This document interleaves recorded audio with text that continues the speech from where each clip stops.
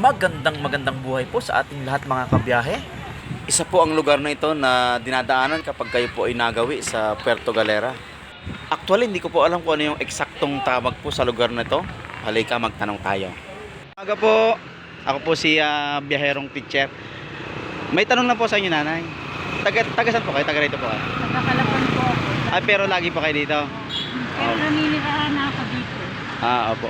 Ano pong tawag sa lugar na to? Muelle? Muelle? Muelle po.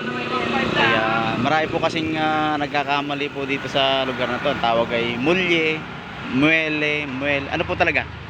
Muelle ang alam ko. Ang alam niyo po. Dahil double M. Sige po. Muelle. What? Thank you po, nanay. Magandang araw po.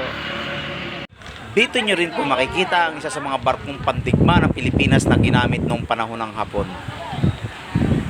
Napakalakas po nitong barkong pandigma na to. Yan po yung mga kanyon, mapapansin nyo sa gilid. Pag pinaputok daw po yan, ay tunaw ang bakal. Sabi po nung aking na-interview. What? Hindi totoo yan. Bala kayo dyan.